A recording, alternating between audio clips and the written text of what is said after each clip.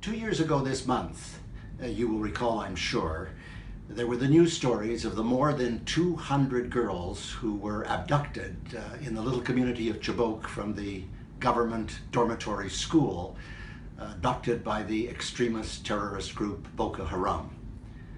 Not a word has been heard of them since. The Nigerian government seems not to have exercised its effort either to find them or to free them. And certainly the international community, which rallied around the hashtag Free the Girls, has been unsuccessful in finding them and freeing them as well. In other words, these young girls, more than 200, who've probably been turned into cooks, porters, and sex slaves, have had their young lives entirely demolished. 1 year ago last month, in March of 2015, some 300 children were abducted from a community called Damsak in northeastern Nigeria by the same extremist terrorist group, Boko Haram.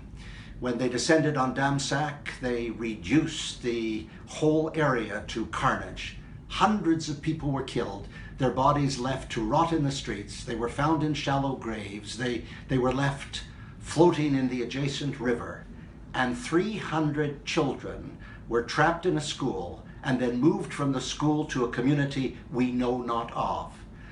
The Nigerian government is in a state of denial, has not made any reference to it whatsoever, and the international community, who knows it occurred, international community is saying nothing either. And then last week, Human Rights Watch, in a quite remarkable monograph, authenticated everything that had happened in Damsak. And there was a subsequent fascinating story written by the Globe and Mail Africa correspondent, Jeffrey York, who gave even greater force to what had occurred. It was a terrible, terrible tragedy. And again, as I say, the Nigerian government seems not to have been interested. We have drones in this world, which the American military uses to isolate and kill individual, not groups, not battalions, but individuals involved with ISIL. And they're killed in a convoy or in a home in Iraq and in Syria, in the distant climes in those lands. We can find them, we can isolate them, we can kill them. Those drones have never been used to find the leadership of Boko Haram.